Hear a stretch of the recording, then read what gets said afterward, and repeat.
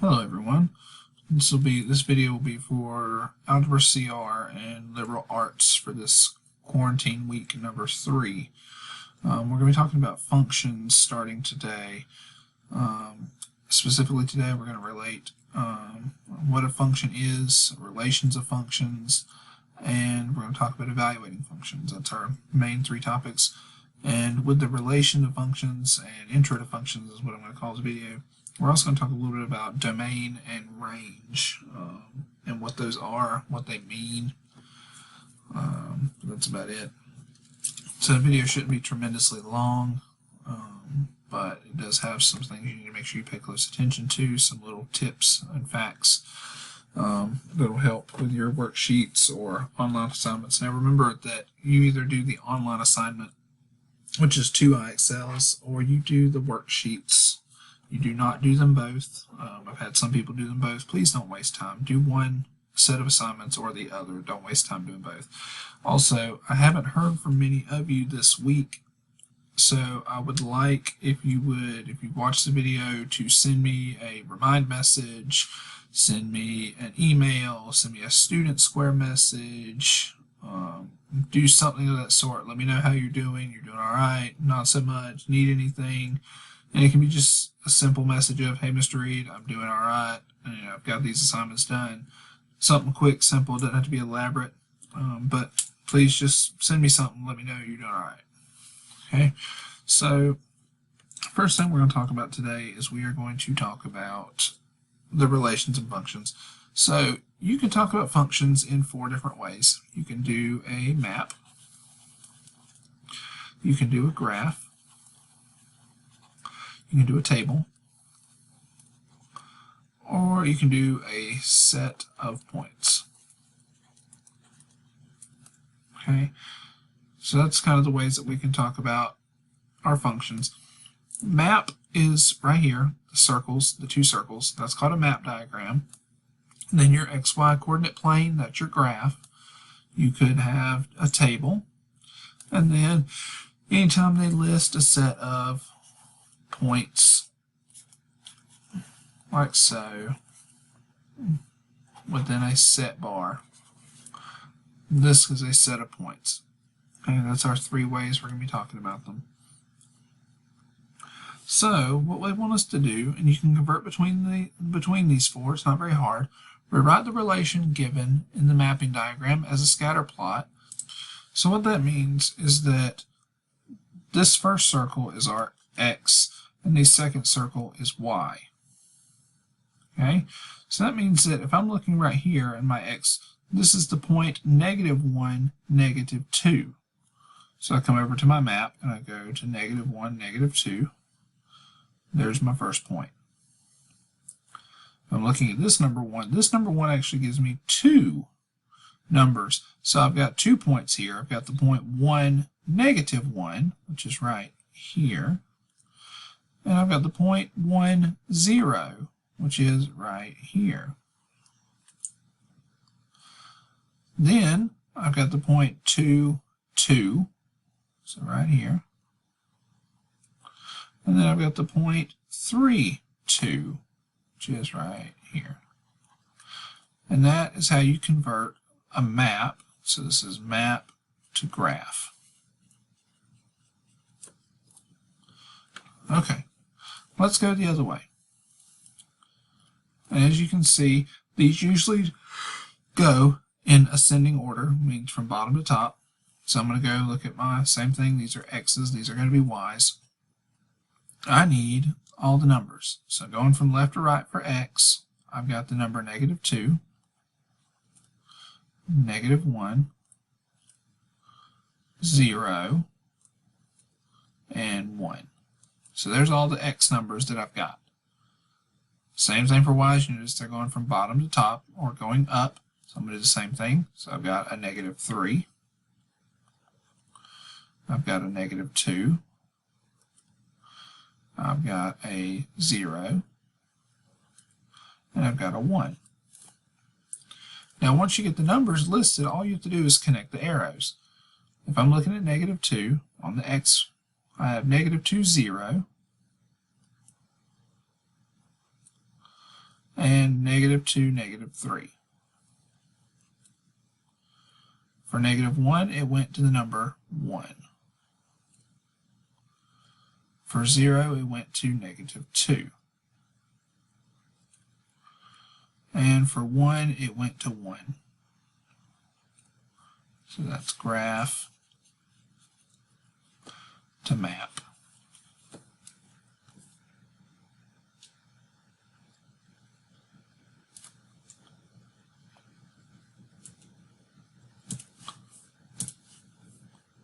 Okay, scroll down a little bit.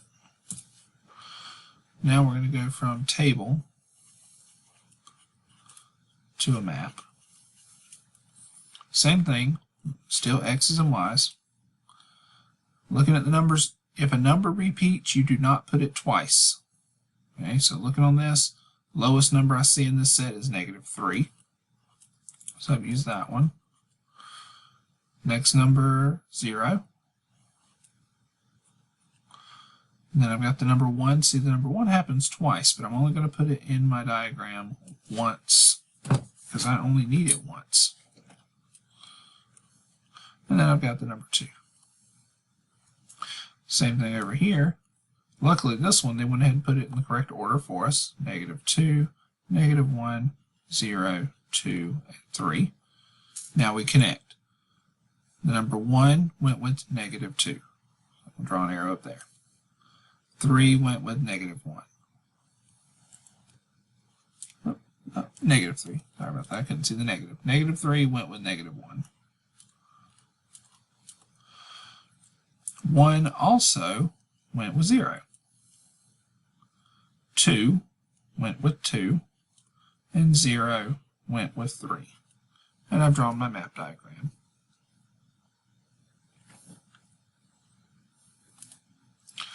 All right, and finally, this one is wanting us to go from a graph to a set. So I'm going to go and draw my bracket. And I'm going to just go left to right. We're going to label each point. This is -3, 0. It's -3 on the x, 0 on the y. Okay, so I've done that point. Then I've got -2, -3.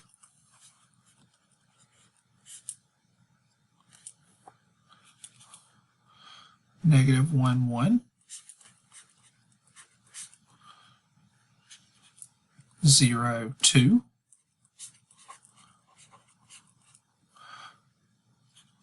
And finally 1, -1. And close my set. And this would be what we call a set of points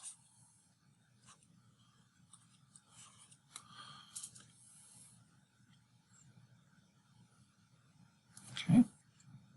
Now I can see you thinking, okay, well, this is all easy. What is the point? Here's the point. It's building you getting used to the idea that functions can take many forms. And it gets you set up on the idea about what we're going to call the vertical line test.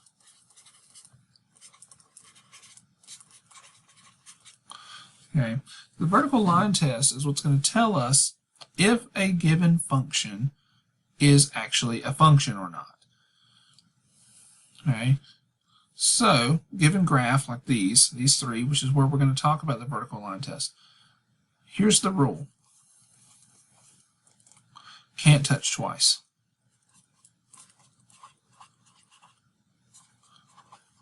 Now, of course, you know, in mathematics, this is written in a much more detailed fashion than what I've written here, but we're going to get down to the nitty-gritty about it and just say, can't touch twice. If this happens, it's what we call not, well, I'll take that back. If it touches twice. Okay, so if it can't touch twice, but if it does, that's not a function. That's if we have twice. Twice plus. It could happen more than that. As long as it only touches once. If touch once. If and only if with two F's. If touch once. It is a function.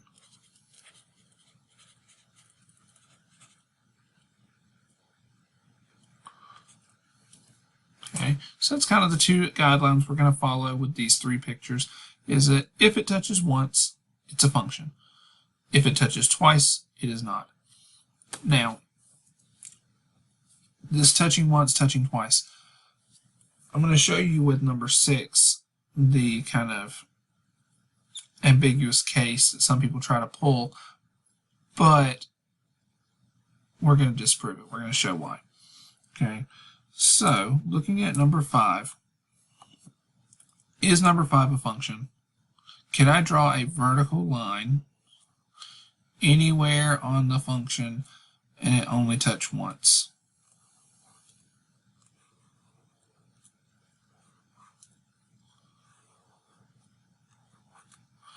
And the answer is yes.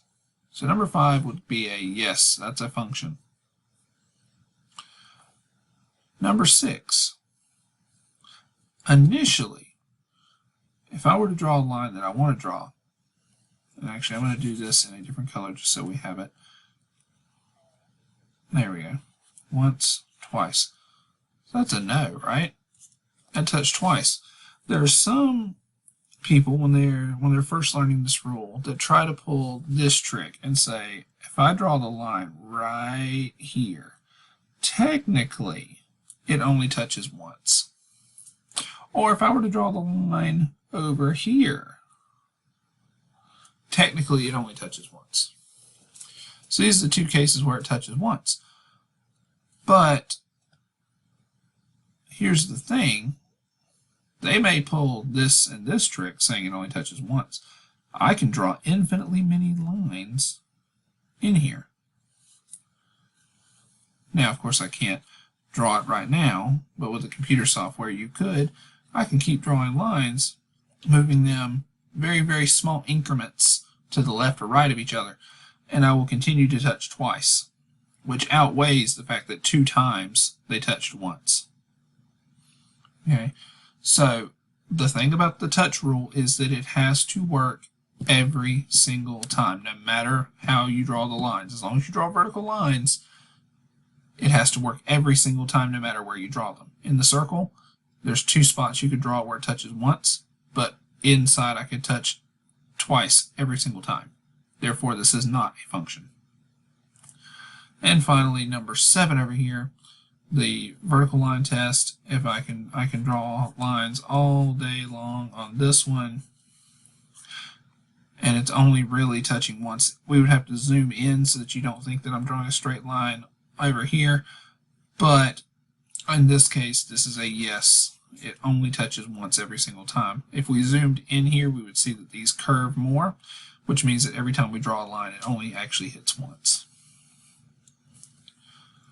Okay, now that we've gotten past is it a function or not, we do need to speak about what we call domain. And I'm going to draw these 2 pictures. This is going to be my domain picture, and this is going to be my range picture. Alright, commonly when people are asked what is the domain, the first thing that they say is, oh, it's X values.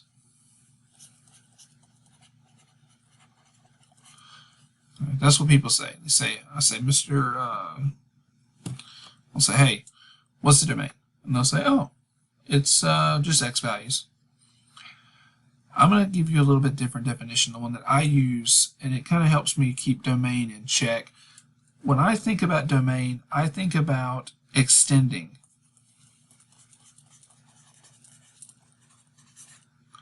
Okay, I think about how far does it reach from left to the right. So I'm going to draw a nice little picture here.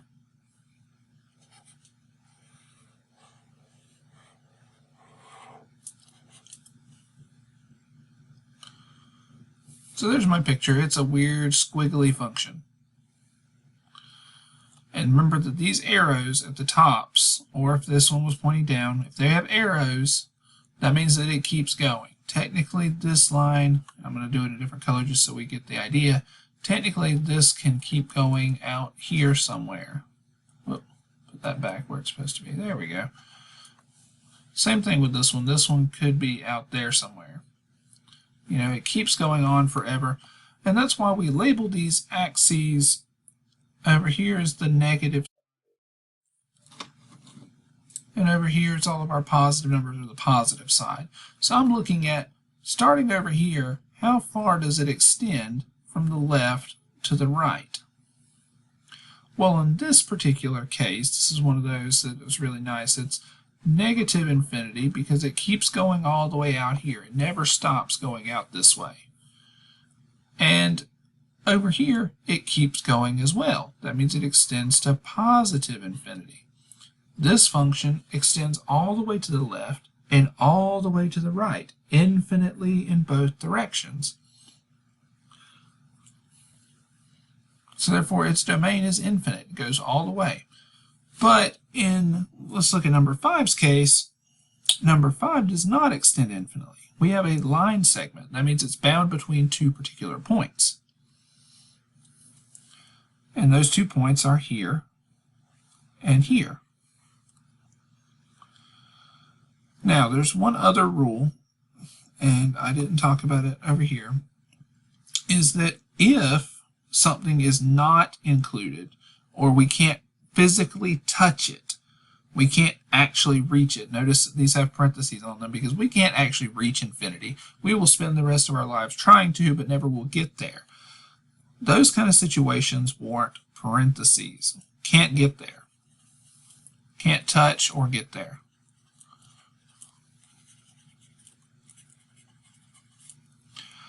Now, there is one other kind called the bracket. This is can touch or will get there. Okay. Empty circles are circles that are the can't touch. We can't touch something that's not there. It's empty. We can't see it, touch it. Filled in circles are circles we can touch. We can get there. We know exactly where they are. Okay, so if I want to talk about this thing's domain, I'm going from the left to the right. What is the x value of this circle? Well, it's -2. Can I get there? No, it's empty. So it's empty and I can't get to -2. Going to the right, I'm looking at the number +2. Well, okay, +2 is my x. Can I get there? And the answer is yes. That is a filled-in circle. Therefore, I can actually tangibly touch that and feel that it's there. Therefore, it gets a bracket. And you can mix brackets and parentheses. They can be mixed sometimes. We already know that this is a function. It's a bounded function, but it's a function. Now, range is another monster that we have to tackle, and that is range. If I were to ask people like I do with domain, they're going to tell me this one is the y values. And I'm going to draw this picture in red.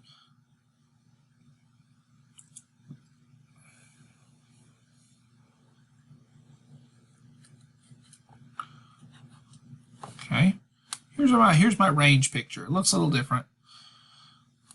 But we're talking about y's, which means we're only talking about this red line here. And it works bottom to top. It's still extending, but it's a different kind of extending. And actually, really, I wouldn't say so much extend as I would say it's a stretch. How high or low can you stretch?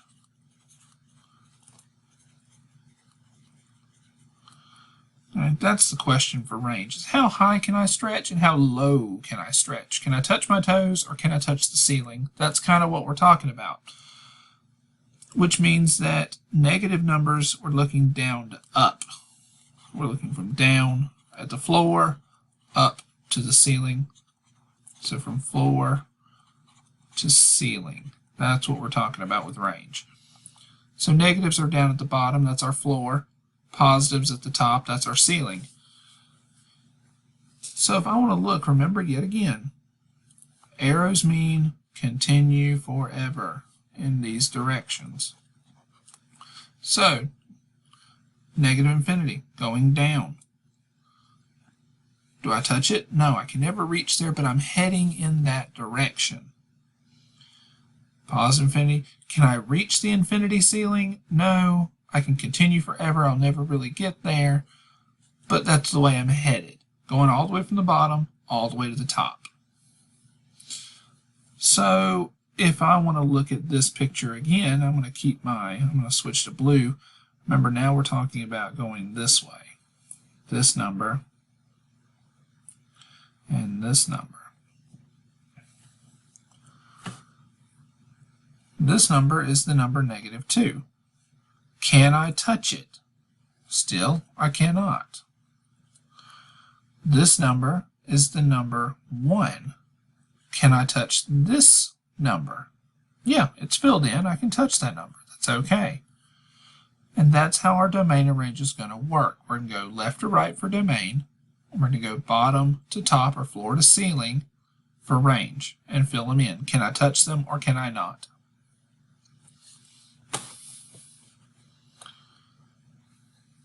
All right. Let's look at our circle picture. Now, for the circle picture, we're going to be looking left to right first. We already know that it's not a function. What's the number all the way to the left or all the way to this side of the circle? It goes right there. That's this number. That's -3. All the way till this side, or +1. Can I touch this bubble right here? And the answer is yes. Can I touch this bubble? And the answer is also yes. This circle is stuck. It cannot get anywhere else but between -3 and 1. Now, looking also bottom to top or floor to ceiling, I'm looking at -1, which is this bubble, and +3, this bubble, floor to ceiling. Can I touch those two? You best bet I can.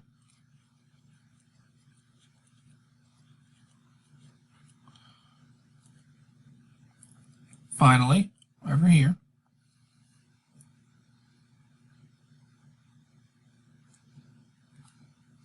domain,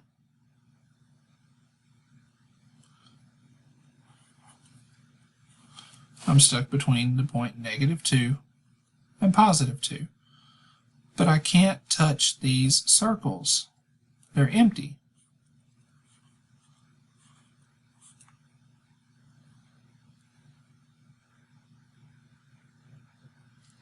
Is it a function? We said yes, that it is in fact a function. And the range, lowest point, we're going to call this point right here. It's in between -2 and -1. We'll say it's negative, oh, we're talking about range, sorry. That's going to be -4. And I'm going to bubble in this one right here, so that way we can talk about closed circles. We're talking about 0. So from -4 to 0 is my range. I'm stuck between those two numbers, and I've bubbled them in, so that way we'll see that we're having brackets. And that's it. That's our domain and our range.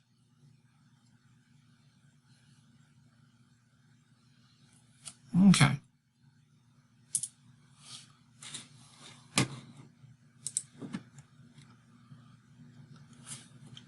Now we're doing the same thing here on 8, 9, 10. Since we do not have a picture to go by, we are going to go with parentheses. The rest of them, if we have a picture, we're going to go based off our rule of touch it or not touch it. So domain, in this particular case, we're given a set of points. There's a few ways you can write your answer, But in the way that your IXLs are going to want them, if they're giving you a set, I'm going to show you how to write it. You're going to write it as a set. We write all the x values. Try to go from least to greatest. So I've got a -2. I've got a 5. Well, I've also got a 4. Got a 5. Excuse me. And a 10. And that's the set that has all the x values are my domains. Range, I'll put them also in a set. I've got 3, 4, 7, 10.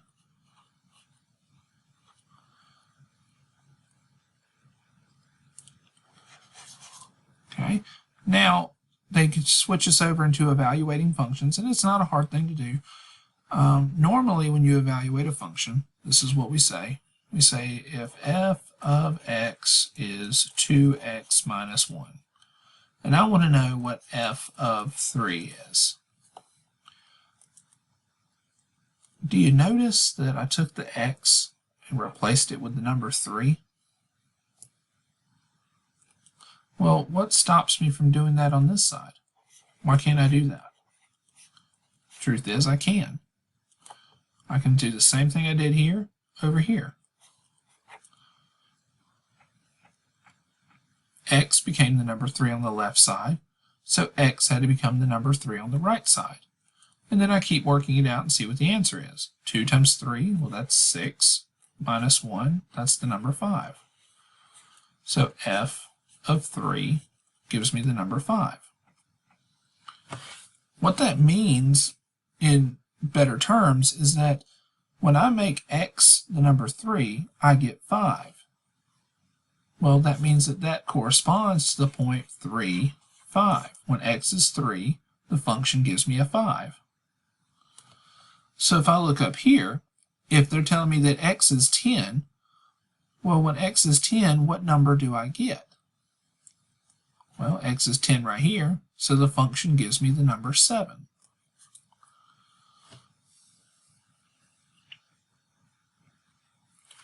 Same thing over here. We're doing the same thing. It just looks like it's a table now. Well, domains, -3, -1, 0, and 1.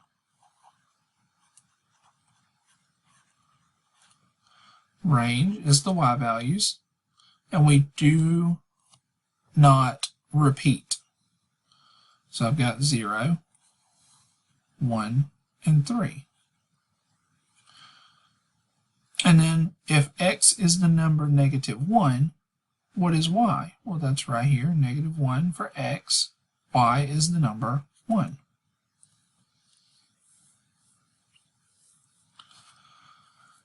Here, mapping again.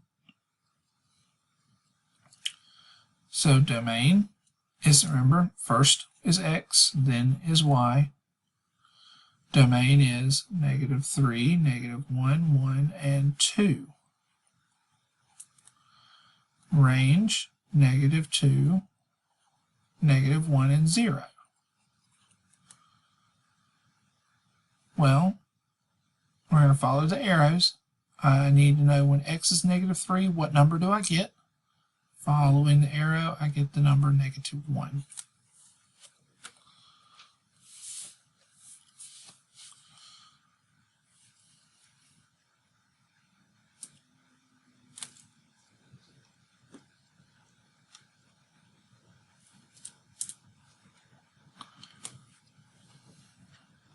Okay, number 11, we're talking about dots.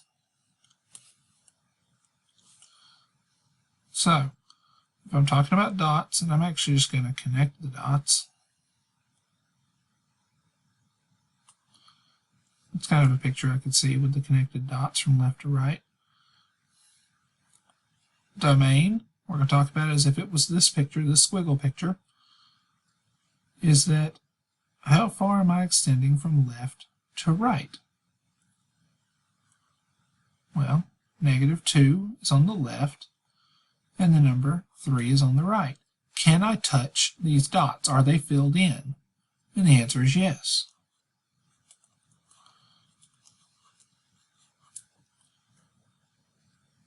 range, switch to a different color, I'm going to do green.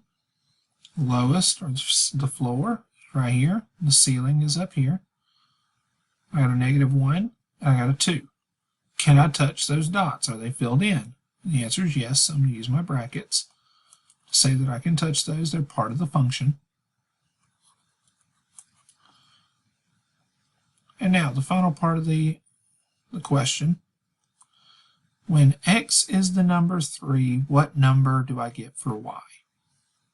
Well, x is 3 is right there. What's the y value? Well, that's the point 3. Sorry about that. I'm having some trouble with some of my software. So 3, 0. So when x is 3, I get a y value of 0.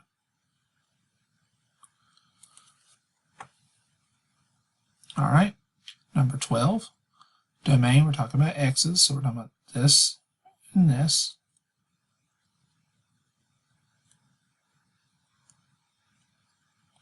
So, domain, -3, right? No, that's a y value. Make sure you pay attention to that. That's a y value of -3. What's the x value? It's actually 0. So, domain of 0 until I get to the number 8. Well, can I touch 0? Can I touch this spot? And the answer is yes. Can I touch this spot? Let me clear off my markings there so we can see. That spot is empty. There's nothing actually there, so I cannot touch that spot. All right, now I'm going to switch to a blue for my range. We're talking about the lowest possible point. Well, technically that is right here. It's both of these, which is the y value of 3, until the highest, and that looks like it's going to be right there, which is the number 1. So can I touch, and we'll bubble that in, can I touch this value of 3? Well, in one spot I can, and the other spot I can't. So I'm going to assume that I can't touch them. I can once here, but I can't right there. So I'm going to assume that between the two, it's possibly not able to be touched. And then I've got a +1, which I can touch. Finally, f of 0. 0 yields the number -3. And actually, this should be a negative number. Okay. Domain for number 13. We're almost done. Domain for number 13, we'll do them real quick. This one should be 1 to infinity. Infinity always gets a parenthesis because we can't reach it. Range. Range is going to be -3, which I can touch, all the way to infinity up here. Technically keeps going off the map. You can't see the arrow because it's going off the map. And for the number 4, if f is 4, or x is 4, we get a number right there, which is the number 1.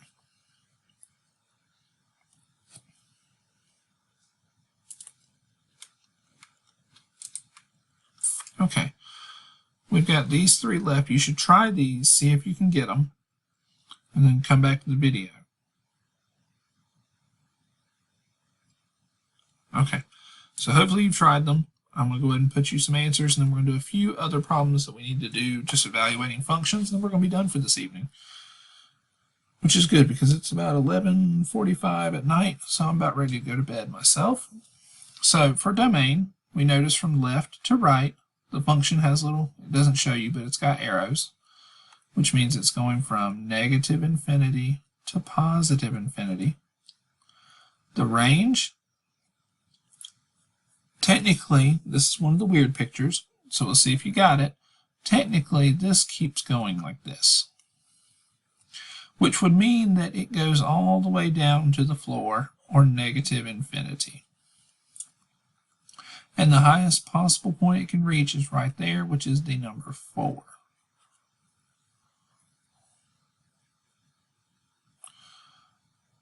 And -3 gives me the number 1. Here, Looking, remember these are continuing off into space somewhere, and they're going left and right. So this is another negative infinity to positive infinity picture. Range,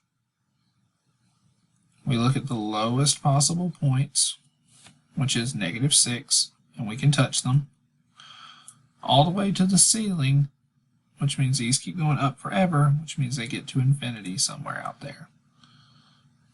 Number 2 gives me a value of -4. Last one, 16. Domain, remember these are going out infinitely, left and right, so it's a negative infinity, positive infinity picture. Range is also a negative infinity to positive infinity picture, because at the lowest it can go is the floor, and the highest it can go is the ceiling. And -2 gives me a number 0.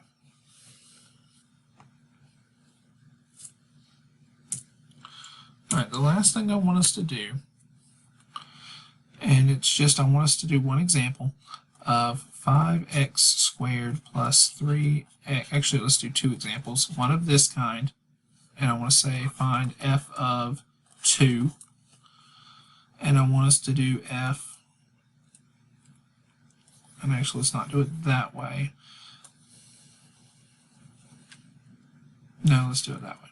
F of 2, 3 for 5x squared y cubed plus y. And let's change that 3 to a number 1, just to make it a little easier for multiplication. Okay, so F2, that means that everywhere I see an x, I put in the number 2. Okay, just like we did in those other ones. We replace x with the number 2, so I do it in all of them. And then I evaluate and get me a numerical answer. I should get a number answer. Remember to follow your rules, exponents first. So this is really 5 times 4, because 2 squared is 2 times 2, plus 3 times 2, plus 1. So this is 20. This is 6, and this is 1. So 20 plus 6 plus 1, that is 27. So that means that that would correspond to the point on this function, 227. Now you could have also done this with synthetic division if you wanted. If you know synthetic division, you could have done it that way. Alright, f of 2, 1 means that x is 2, y is 1.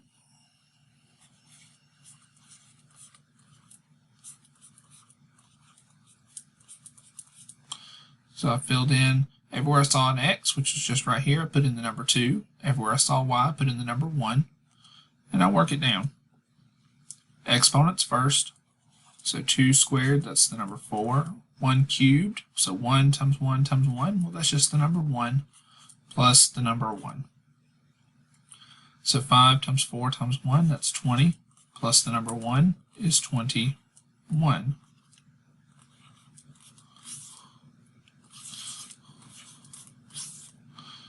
Okay. Alright guys, that's it for this video. I hope you are all doing well in the quarantine. I hope that you and your families are healthy and well. Reach out to me, like I said. Make sure this week you send me an email, a text, a remind, a student square, something. Let me know that you guys are doing all right. Other than that, I will see you guys in more videos as I'm able to make them.